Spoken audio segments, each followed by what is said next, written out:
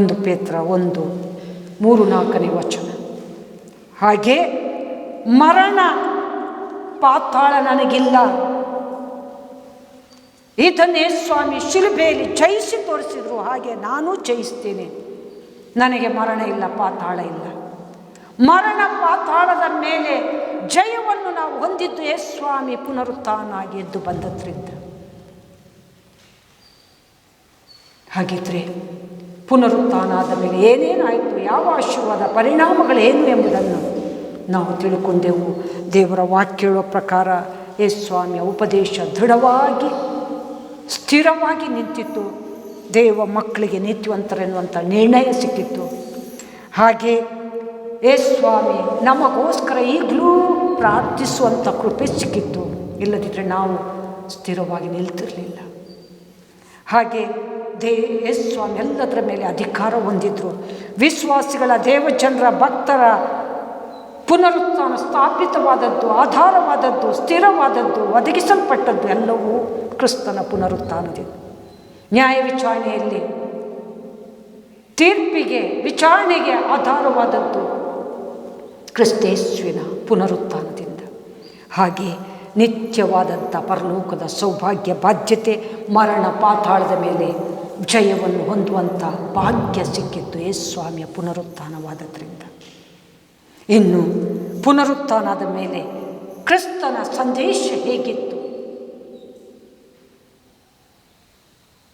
ಮಗ್ದಳದ ಮರಿಯಳನ್ನು ಸ್ವಾಮಿ ಸಂತೈಸಿದರು. ಬಿಕ್ಕಿ ಬಿಕ್ಕಿ ಅಳುವಾಗ ಸ್ವಾಮಿಗೆ ನೋಡಲಿಕ್ಕಾಗಿಲ್ಲ. ಅಮ್ಮ, ಮಗಳೇ, ಯಾಕೆ ಅಳ್ತಾ ಇದ್ದಿ? ನಾನು ದೇವರ ಕಾರ್ಯಕ್ಕೋಸ್ಕರ ಬಂದವನು, ಹಾಗೆ ದೇವರ ಬಳಿಗೆ ಹೋಗುವವನು.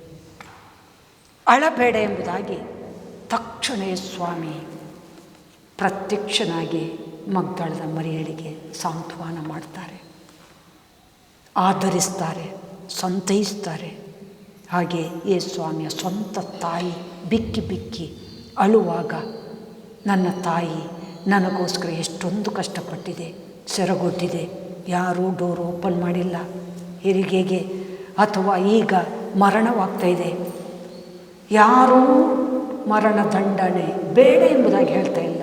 ನನ್ನ ತಾಯಿ ಬಿಕ್ಕಿ ಬಿಕ್ಕಿ ಹೇಳ್ತಿದೆ. ನಾನು ಹೋದ ಮೇಲೆ ನನ್ನ ತಾಯಿಗೆ ಯಾರು ಎಂಬುದಾಗಿ ಕುಟುಂಬದ ಪ್ರೀತಿ, ಆ ಸಂದಿಗ್ಧ ಗಳಿಗೆಯಲ್ಲೂ, ಕಠಿಣ ಗಳಿಗೆಯಲ್ಲೂ ಸ್ವಾಮಿ ಗೊತ್ತಾಗಿ ತನ್ನ ಸ್ವಂತ ತಾಯಿಯನ್ನು ಯೋಹಾನನಿಗೆ ಅರ್ಪಿಸಿ, ಇವತ್ತಿನಿಂದ ಸ್ತ್ರೀಯೇ ನಿನ್ನ ಮಗನು ಯೋಹಾನನು ಸ್ವಾಮಿ ಆಪ್ತ ಮಿತ್ರನಾಗಿದ್ದ, ಆಪ್ತ ಶಿಷ್ಯನಾಗಿದ್ದ. ಸ್ವಾಮಿ ಎದೆಗೆ ಸದಾ ಹೊರಗಿದಂಥ ಯೋಹಾನನನ್ನು ತನ್ನ ತಾಯಿಗೆ ಮಗನ ರೂಪದಲ್ಲಿ ಕೊಡುವುದಂದರೆ ಅದು ಸಾಂತ್ವನ ಅಥವಾ ಆಧರಣೆ ಮಾಡಿದಂಥ. ಹಾಗೆ ನಮ್ಮೆಲ್ಲರಿಗೂ ದುಃಖದಲ್ಲಿರುವಾಗ ವಾಕ್ಯದ ಮೂಲಕ ತೆಗೆಯುವಾಗಲೇ, ಸ್ವಾಮಿ ನಾನು ದುಃಖದ ಆಗ್ತಾಯಿಲ್ಲ, ನನಗೆ ತಡ್ಕೊಳ್ಳಿಕ್ಕೆ ನೀನೊಂದು ವಾಕ್ಯವನ್ನು ಕೊಟ್ಟು ನನ್ನನ್ನು ಸಂತೈಸು ಎಂಬುದಾಗಿ ನಾವು ದೇವರ ಹತ್ರ ಕೇಳುವಾಗ, ಪುನರುತ್ಥಾನವಾದಂಥ ಸ್ವಾಮಿ ವಾಕ್ಯದಲ್ಲಿ ಮಾತಾಡಿ ನಮಗೆ ಏನು ಬೇಕು ಅದೇ ವಾಕ್ಯವನ್ನು ಕೊಡೋದ್ರ ಮೂಲಕ ಆಧರಣೆ, ಸಂತೈಸುವಿಕೆಯನ್ನು ಮಾಡುತ್ತಿದ್ದಾರೆ. ಹಾಗಿದ್ದರೆ ಪುನರುತ್ಥಾನ ಆದ ಮೇಲೆ ದೇವರ ಸಂದೇಶಗಳು, ದೇವರ ಮಾತುಗಳು ಹೇಗಿದೆ ಅಂದರೆ ಆಧರಣೆ, ಸಂತೈಸುವಿಕೆಯ ಮಾತುಗಳಾಗಿದೆ. ಎರಡನೇದಾಗಿ ನಾವು ನೋಡುವಾಗ ಮತ್ತಾಯ 28:18 ಅಧಿಕಾರದಿಂದ ಕೂಡಲ್ಪಟ್ಟಂಥ ಸಂದೇಶ. ಅಧಿಕಾರದಿಂದ ಮತ್ತಾಯ 28:18 ಭೂಲೋಕದ ಕಟ್ಟ ಕಡೆಯವರೆಗೂ ಹೋಗಿ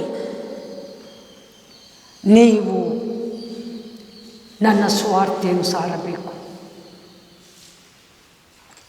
ಆ ಅಧಿಕಾರವನ್ನು ನಾನು ಪಡ್ಕೊಂಡಿದ್ದೇನೆ.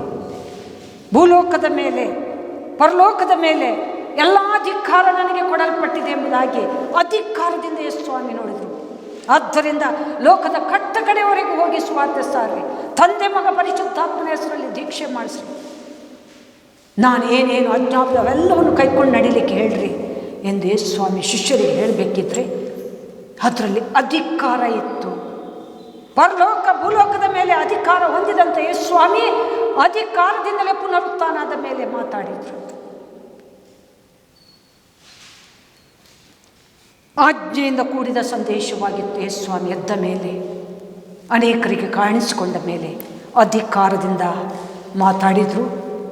ಆಧರಣೆ ಸಂತೈಸುವಿಕೆ ಮಾತುಗಳಿಂದ ಮಾತಾಡಿದರು. ಆಜ್ಞಾರೂಪದ ಆರ್ಡರ್ ಮಾಡುವಂಥ ಅಧಿಕಾರದ ಸಂದೇಶವಾಗಿತ್ತು. ಜಗತ್ತಿಗೆಲ್ಲ ಸುವಾರ್ತೆ ಸಾರ್ರಿ, ಯಾರು ನಂಬಿ ದೀಕ್ಷಾ ಸ್ಥಾನ ಹೊಂದುತ್ತಾರೋ ಅವರಿಗೆ ರಕ್ಷಣೆ, ನಂಬದೆ ಹೋಗುವನು ದಂಡನೆಗೆ ಪಾತ್ರನಾಗುವನು. ಆಜ್ಞೆಯಿಂದ ಕೂಡಿದಂಥ ಸಂದೇಶ, ಅದರ ಅರ್ಥ ಏನು? ದೇವರು ನುಡಿಯುವಂಥ ಮಾತು. ಮಾರ್ಕ 16:15 ಜಗತ್ತಿಗೆಲ್ಲ ಸುವಾರ್ತೆ ಸಾರ್ರಿ, ನಂಬಿದವನು ರಕ್ಷಣೆ ಹೊಂದುತ್ತಾನೆ, ನಂಬದೆ ಹೋಗುವವನು ತನಗೆ ತಾನೇ ನಾಶನವನ್ನು ಅಥವಾ ದಂಡನೆಯನ್ನು ಹೊಂದುತ್ತಾನೆ. ನಂಬುತ್ತಾರೋ ಬಿಡ್ತಾರೋ ನಮಗೆ ಬೇಕಾಗಿಲ್ಲ, ನಮಗೆ ಹೇಳಿದ್ದು ಜಗತ್ತಿಗೆಲ್ಲ ಸುವಾರ್ತೆ ಸಾರ್ರಿ. ಹಾಗೆ ಮಾರ್ಕ 16:17 ನೋಡ್ರಿ. ರಕ್ಷಣೆಯ ವಿಷಯವಾದಂಥ ಸಂದೇಶ, ರಕ್ಷಣೆಯ ವಿಷಯವಾದಂಥ ಸಂದೇಶ ಯೇಸು ಸ್ವಾಮಿ ಎದ್ದು ಬಂದ ಮೇಲೆ 16 ಏನಿದೆ? ನಂಬದೆ ಹೋಗುವವನು ರಕ್ಷಣೆ ಹೊಂದಲ್ಲ, ನಂಬುವವನು ರಕ್ಷಣೆ ಹೊಂದುತ್ತಾನೆ. ರಕ್ಷಣೆಯ ಸಂದೇಶ, ಆಜ್ಞಾರೂಪದಿಂದ ಹೊರಡಲ್ಪಟ್ಟಂಥ ಸಂದೇಶ ಜಗತ್ತಿಗೆಲ್ಲ ಹೋಗಿ ಸುವಾರ್ತೆ ಸಾರ್. ಭಯಪಡಬೇಡ್ರಿ, ನಾನು ನಿಮ್ಮ ಜೊತೆ ಸದಾ ಇರ್ತೀನಿ. ಆಜ್ಞೆಯಿಂದ ಕೂಡಿದ ಸಂದೇಶ, ರಕ್ಷಣೆಯ ಸಂದೇಶ, ನಂಬುವವನು ರಕ್ಷಣೆ ಹೊಂದುವವನು. ಹಾಗೆ ಅದ್ಭುತ ಕಾರ್ಯಗಳ ಸಂದೇಶ, ಅದೇ ಮಾರ್ಕ 16:17 ನನ್ನನ್ನು ನಂಬುವವನು ಬದುಕುವನು, ನನ್ನನ್ನು ನಂಬುವವನು ಪ್ರಾರ್ಥಿಸಿದಾಗ, ಬೇರೆಯವರ ತಲೆಯ ಮೇಲೆ ಕೈ ಇಟ್ಟಾಗ ಉತ್ತರವನ್ನು ಅಥವಾ ಅದ್ಭುತಗಳನ್ನು ಮಾಡುವನು, ವಿಷದ ಪದಾರ್ಥವನ್ನು ಕುಡಿದ್ರೂ ಬದುಕುವನು, ದೆವ್ವಗಳನ್ನು ಓಡಿಸುವನು, ಹೀಗೆ ಅನೇಕ ಅದ್ಭುತಗಳನ್ನು ಮಾಡುವನು. ಅದ್ಭುತ ಕಾರ್ಯಗಳ ವಿಷಯದಲ್ಲಿ ಯೇಸು ಸ್ವಾಮಿ ಎದ್ದು ಬಂದ ಮೇಲೆ ಸಂದೇಶ ಕೊಟ್ಟರು. ಹಾಗೆ ಆತ್ಮನ ಸ್ಥಾನದ ವಿಷಯದಲ್ಲಿ ಸಂದೇಶ ಕೊಟ್ಟರು. ಸ್ಥಾನಿಕನಾದಂಥ ಯೋಹಾನ, ನೀರಿನಲ್ಲಿ ನಿಮಗೆ ಸ್ನಾನ ಮಾಡಿಸಿದರೆ ನಾನು ಬೆಂಕಿಯಲ್ಲಿ ಆತ್ಮನಲ್ಲಿ ನಿಮಗೆ ಸ್ನಾನ ಮಾಡಿಸ್ತೀನಿ. ಪವಿತ್ರಾತ್ಮನಿಗೆ ಯಾರಾದರೂ ವಿರುದ್ಧ ಮಾತಾಡಿದರೆ ಈ ಅಪ್ಪರ ಎರಡರಲ್ಲೂ ಕ್ಷಮೆ ಇಲ್ಲ ಎಂಬುದಾಗಿ ದೇವರ ವಾಕ್ಯ ಹೇಳ್ತಿದೆ. ಇವರೇನು ಕೂಗಾಡ್ತಾರೆ, ಏನು ಉಚ್ಚಪರಾಗಿ ಸಾಗಿದ್ದಾರೆ ಎಂಬುದಾಗಿ ಯಾರಾದರೂ ಹೇಳುವುದಾದರೆ ಪರಿಶುದ್ಧಾತ್ಮನಿಗೆ ವಿರುದ್ಧವಾಗಿ ಮಾತಾಡಿದ ಹಾಗೆ.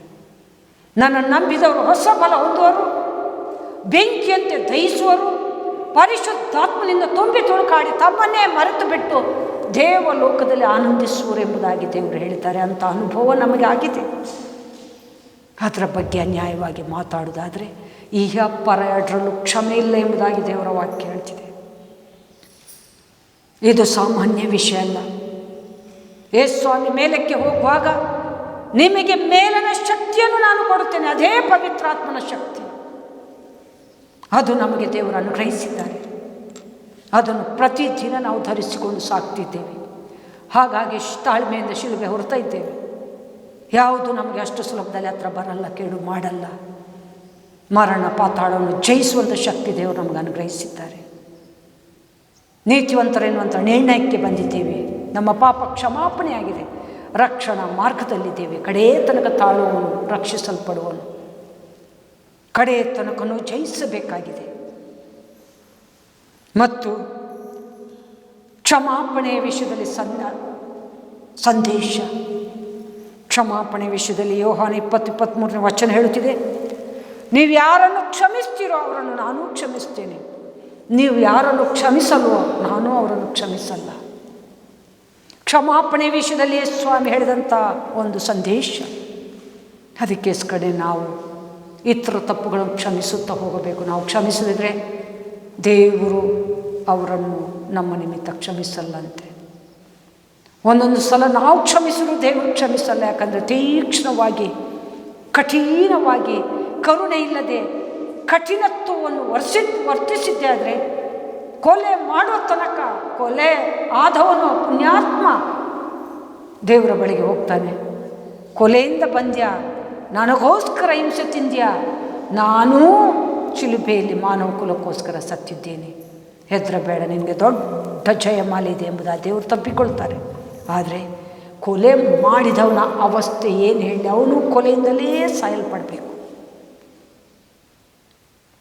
ಹೀಗೆ ನಾವು ಯಾರನ್ನು ಕ್ಷಮಿಸ್ತೀವೋ ಅವರನ್ನು ದೇವರೂ ಕ್ಷಮಿಸ್ತಾರೆ, ನಾವು ಯಾರನ್ನು ಕ್ಷಮಿಸುವುದಿಲ್ವೋ ಅವರನ್ನು ದೇವರು ಕ್ಷಮಿಸಲ್ಲ ಪಾಪ ಕ್ಷಮಾಪಣೆ ವಿಷಯದಲ್ಲಿ. ಯೋಹಾನ 23ನೇ ವಚನದಲ್ಲಿ